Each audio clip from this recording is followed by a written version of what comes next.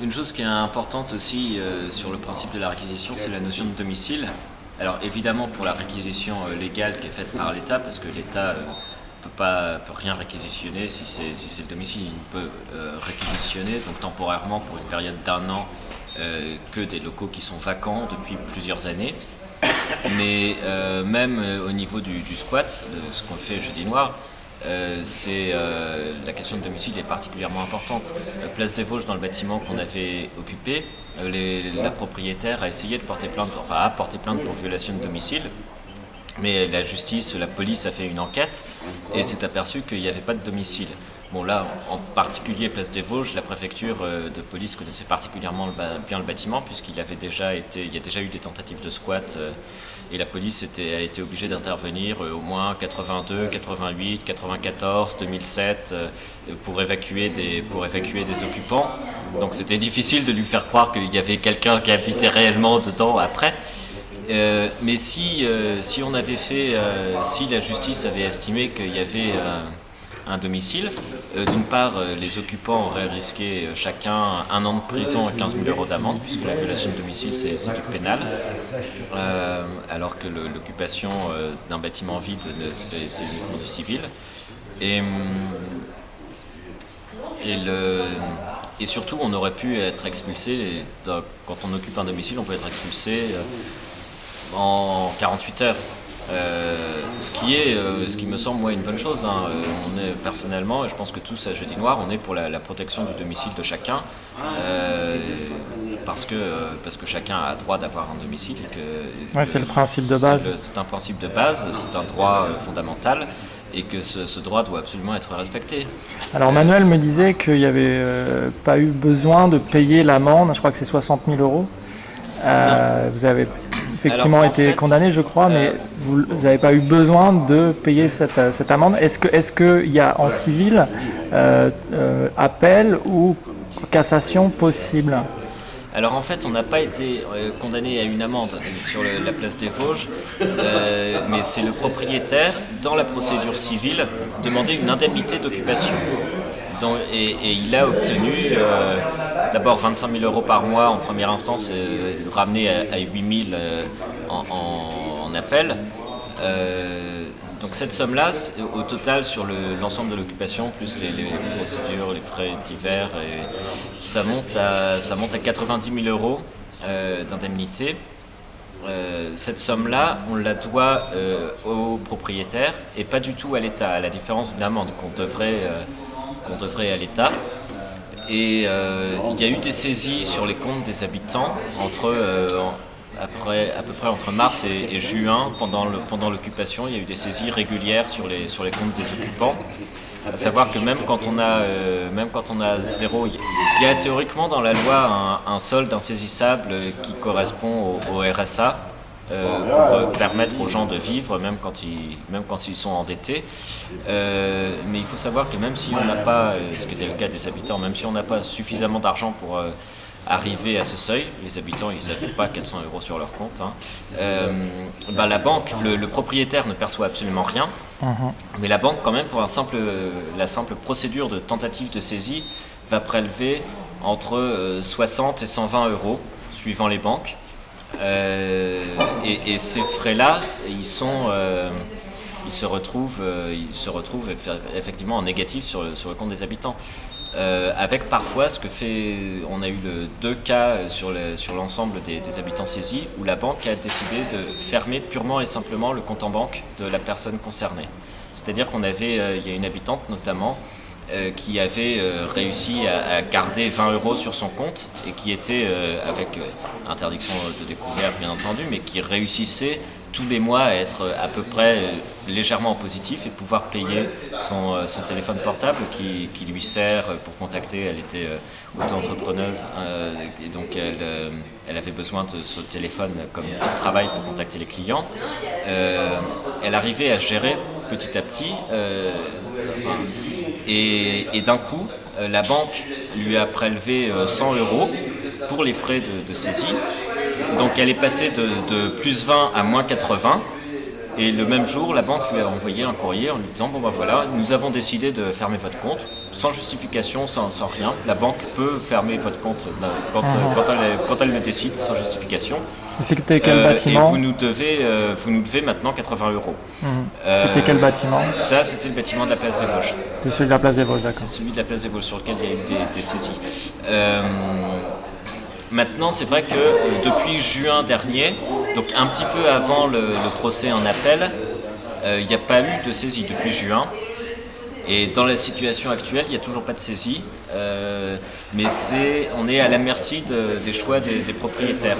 Ils se sont rendus compte, après avoir fait plusieurs essais, ils se sont rendus compte très rapidement que non, c'était pas des fils à papa qui s'amusaient à squatter, c'était des vrais pauvres qui n'avaient réellement pas d'argent sur leur compte. Et donc ça servait à rien de chercher à saisir l'argent.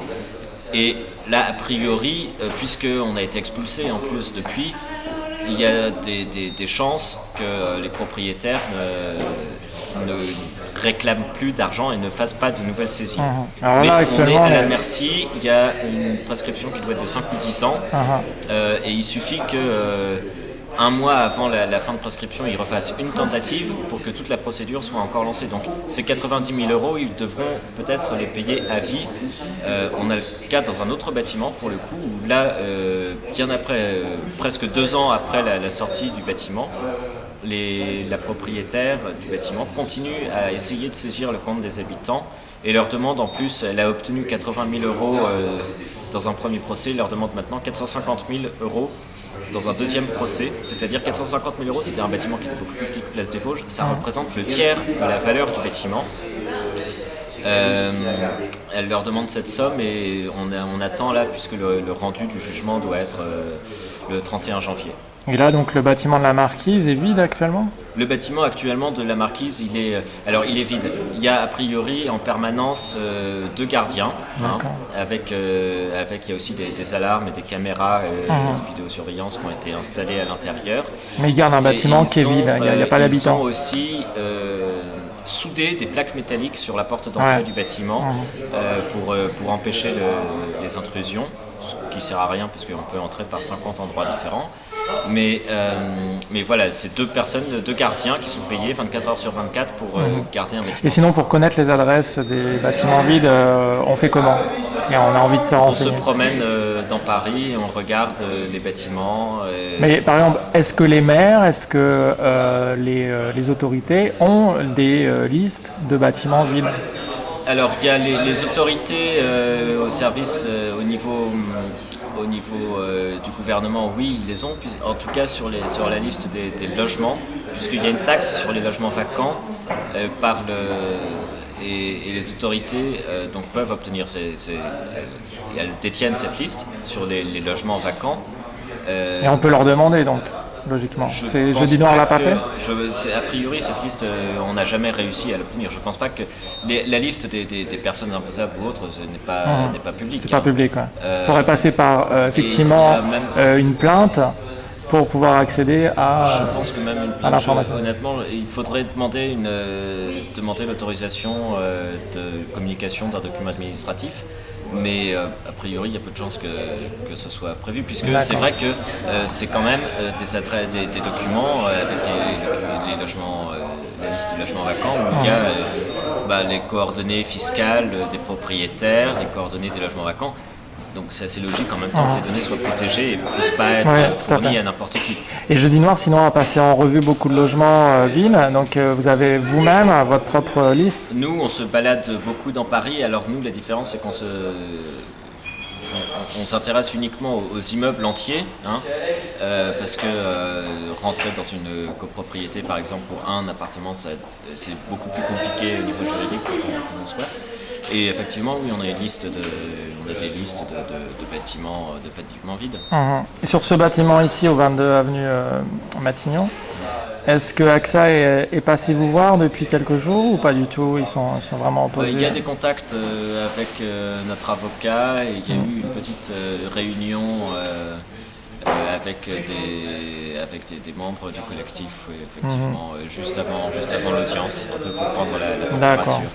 Alors ils ont annoncé les représentants d'AXA ont annoncé partout qu'ils allaient essayer de négocier avec nous. Nous, on est tout à fait ouverts à ça, sauf que dans les faits, ils demandent quand même notre expulsion immédiate avec la suppression de tous les délais, ce qui se justifie absolument pas puisque ce bâtiment est vide depuis 2007. Qu'eux-mêmes reconnaissent qu'ils ne peuvent absolument pas l'occuper, le louer ou le vendre avant au moins 1 an, voire plusieurs années en fonction de différentes procédures. Ils n'avaient pas un problème juridique avec justement un sous-traitant qui était présent, a priori, un prestataire? Il y aurait un problème juridique avec un copropriétaire, puisque officiellement, et AXA se sert de ça, le bâtiment est une copropriété, puisqu'il y a 2 niveaux de sous-sol qui sont des parkings et qui appartiennent à un certain nombre de personnes particulières. Et par contre, tout le reste, les niveaux de bureaux, les niveaux habitables, appartiennent intégralement à AXA, enfin au travers d'une filiale. Et AXA se sert de ça en disant mais c'est pas nous qui demandons l'occupation, c'est qui demandons l'expulsion, c'est le syndicat des copropriétés. Sauf que AXA est propriétaire de 95% du bâtiment, donc logiquement le syndicat de copropriétaires il obéit à AXA. Il y a même d'ailleurs dans les procédures judiciaires beaucoup les propriétaires des parkings reprochent énormément au syndic de n'obéir qu'à AXA et de ne pas tenir compte des volontés des propriétaires. Alors dernière question, toi tu loges ici, ça, je pense? Non. Non, même pas. Mais tout le monde, tu as peut-être effectivement des contacts avec les gens qui sont ici, qui sont là. Comment ça se passe actuellement? Eh ben actuellement c'est toujours un peu difficile du fait du blocus policier, puisque tout ce qui est mobilier est interdit. Une barre de douche, par exemple, a été bloquée à la porte. Il a fallu appeler le directeur du cabinet de la préfecture de police pour autoriser l'entrée d'une barre de douche juste pour accrocher un rideau de douche dans l'immeuble. Je me souviens avoir vu des carottes et des fruits bloqués. La nourriture, les premières 48 heures, ils ont essayé de bloquer la nourriture. Maintenant, effectivement, au niveau de la nourriture, il n'y a plus de problème. Mais là, ça a pu marcher aussi avec le soutien des politiques. Quand c'est Eva Joly qui arrive avec un sac de courses, quand c'est Jean-Luc Mélenchon, Olivier Besancenot qui arrive avec des radiateurs, ça devient plus difficile de leur refuser le passage. On a même ici eu la visite d'Étienne Pinte, un député UMP qui est venu nous apporter son soutien et quelques ravitaillements aussi. Remarque là, regarde, je vous apporte une galette aujourd'hui, je rentre et je suis ni élu, je suis en tant que simple citoyen, mais bon, ils m'ont pas demandé en même temps. C'est profiter d'un moment où c'était assez calme. On est à la merci ça dépend des patrouilles qui sont devant la porte, c'est totalement aléatoire. Ce matin, par exemple, c'était contrôle d'identité et fouille des sacs impératifs avant d'entrer. Je veux bien voir en ressortant comment ça se passe, mais a priori la dernière fois ça s'était bien passé. À la sortie, de toute façon, ils sont pas embêtants. Rarement. Parce qu'il y a une liste des gens qui habitent ici. Il y a une liste des et effectivement, à la sortie, est-ce qu'ils cochent? Il y a une liste des gens autorisés à entrer. C'est rare et puis on a toujours refusé de donner nos identités en sortant. D'accord. Mais normalement, 95% du temps, ils contrôlent quand même l'identité. Moi, je suis entré à peine 1 heure avant et ils m'ont contrôlé l'identité. Voilà, je te remercie.